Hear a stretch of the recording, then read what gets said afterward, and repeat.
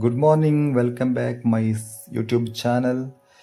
ಬೆಳಿಗ್ಗೆ ಎದ್ದ ತಕ್ಷಣ ಸ್ವಲ್ಪ ಜ್ಯೂಸ್ ಕುಡಿಯುವಂತ ಆಯ್ತಾಯ್ತು. ಹಾಗಾಗಿ ಸ್ವಲ್ಪ ಡ್ರ್ಯಾಗನ್ ಫ್ರೂಟ್ ಮತ್ತು ದಾಳಿಂಬೆ ಎಲ್ಲ ಇತ್ತ, ಅದನ್ನೆಲ್ಲ ಮಿಕ್ಸ್ ಮಾಡಿ ಸ್ವಲ್ಪ ಜ್ಯೂಸ್ ಮಾಡುವಂತ ಆಯಿತು. ಹಾಗಾಗಿ ಸ್ವಲ್ಪ ಹಾಳೆಲ್ಲ ಹಾಕಿ ಸ್ವಲ್ಪ ಜ್ಯೂಸ್ ಮಾಡಿ ಕುಡಿಯುವ. ಡ್ರ್ಯಾಗನ್ ಫ್ರೂಟ್ ತಂದಿದ್ದು ಜ್ಯೂಸ್ ಮಾಡೋದೇ ತುಂಬ ಟೈಮ್ ಇತ್ತು. ಡ್ರ್ಯಾಗನ್ ಫ್ರೂಟ್ ಹಾಗೆ ತಿಂತೇವೆ, ಬಟ್ ಜ್ಯೂಸ್ ಮಾಡಿದ್ದು ಫಸ್ಟ್ ಟೈಮ್ ಮಾಡುವ ಅಂತ ಆಯ್ತು ನೋಡಿ.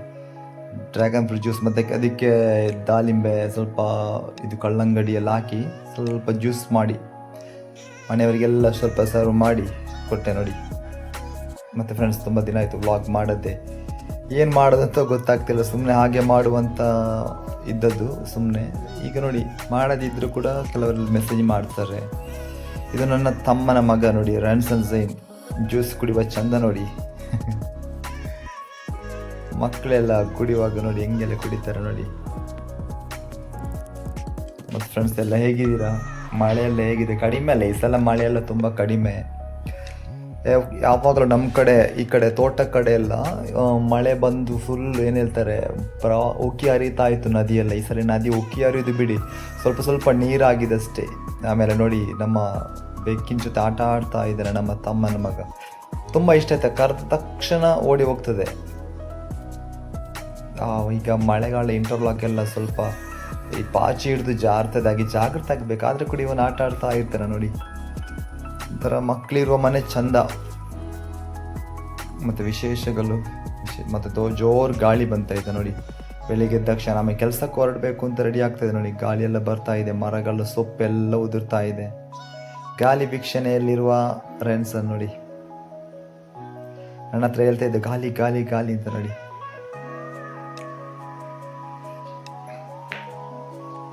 ಮತ್ತು ವಿಶೇಷ ಫ್ರೆಂಡ್ಸ್ ಎಲ್ಲ ಏನಾದರೂ ಒಳ್ಳೊಳ್ಳೆ ಕಂಟೆಂಟ್ ಇದ್ದರೆ ತಿಳಿಸಿ ಮಾರ್ರೆ, ಎಂತ ಮಾಡೋದು ಗೊತ್ತಾಗಲ್ಲ. ಕೆಲವರು ಹೇಳ್ತಾರೆ ಎಲ್ಲಿ ಉಂಟು ವ್ಲಾಗ್, ಎಲ್ಲಿ ಉಂಟು. ಈಗ ಚಿಕ್ಕಮಗಳೂರು ಕಡೆಯವರೆಲ್ಲ ಜಾಸ್ತಿ ನೋಡಿ. ಮತ್ತು ನವಿಲು, ಅಮ್ಮ ಹೇಳಿದ, ಅಮ್ಮ ಊಟ ಹಾಕ್ತಾರೆ ನವಿಲಿಗೆ ನೋಡಿ. ಅಲ್ಲಿ ನವಿಲು ಊಟ ತಿಂತಾ ಇದೆ ನೋಡಿ. ಮತ್ತು ಕೆಲಸಕ್ಕೆ ಬಂದಾಯ್ತು, ನಮ್ಮ ಇದು ಬೊಗ್ಗಿ ಸಾಕಿದ್ದು ನೋಡಿ. ಇದು ನಾಯಿ 6 ಮರಿ ಇಡ್ತು ನೋಡಿ, ಚಂದ ಚಂದದ ಮರಿ. ಇದರಲ್ಲಿ ಹುಡುಗ ನೋಡಿ 6 ಮರಿ ಇದೆ. ತಾಯಿ ಮಕ್ಕಳ ಪ್ರೀತಿ ಎಲ್ಲಿ ಕೊಂಡೋಗ್ತೀವಿ ಅಂತ ಪಾಪ ಭಯ ಆಗಿದೆ ಅದಕ್ಕೆ ನೋಡಿ ತಾಯಿಗೆ.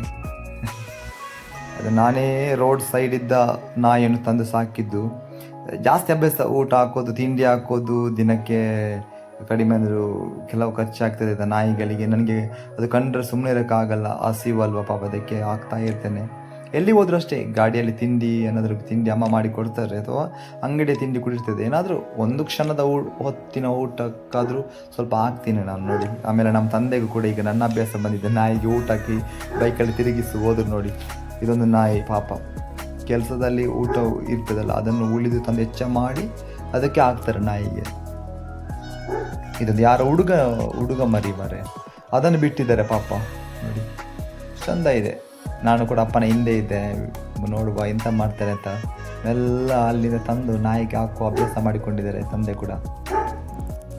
ನನ್ನಿಂದ ಫಸ್ಟೆಲ್ಲ ಇಷ್ಟು ಈಗ ಇರಲಿಲ್ಲ, ಈಗ ನಾನು ಹಾಕೋದನ್ನೆಲ್ಲ ಕಲ್ತು ಈಗ ಅವರು ಕೂಡ ಸ್ಟಾರ್ಟ್ ಮಾಡಿದ್ದಾರೆ. ಇದೇ ಎಲ್ಲೂ ಕೂಡ ಒಂದು ಹೊತ್ತು ಊಟ, ಯಾವುದು ಮನುಷ್ಯರಿಗಾಗಲಿ ಪ್ರಾಣಿಗಾಗಲಿ ಒಂದು ಹೊತ್ತು ಊಟ ಹಾಕಿದರೆ ಇದು ಖಂಡಿತ ಅದು ನಮಗೆ ಸಾರ್ಥಕತೆ. ಮತ್ತು ಎಂತ ಅಲ್ಲಿ ಗಲೀಜು ತದಕ್ಕೆ ಅದಕ್ಕೆ ಹಾಕಿದೆ. ಪ್ಲಾಸ್ಟಿಕ್ ಒಳಗೆ ತಿನ್ನೋಕ್ಕಾಗಲ್ಲ.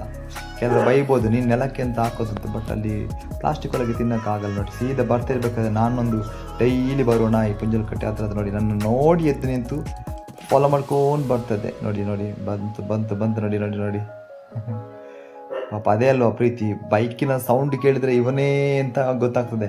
ನನ್ನ ಬೈಕ್ ಪ್ರತ್ಯಕ್ಷ ಕೆಲವು ಮೊನ್ನೆ ಕೊಂಡೋಗಿದ್ರು, ಅವರು ಕೂಡ ತಮ್ಮೆಲ್ಲ ಕೊಂಡೋಗುವಾಗ ಅವರು ಕೂಡ ಬಂದರೆ ಈ ಬೈಕ್ ಅಂದರೆ ಕಂಡು ಹಿಡಿದು ಓಡಿ ಬರ್ತದೆ ಅಂತ ನಾಯಿಗಳಿವೆ ನಮ್ಮ ಕಡೆ ತುಂಬ. ನಮ್ಮ ಬೆರ್ಕಾಳದಲ್ಲಿದ್ದೆ, ಇಲ್ಲಿ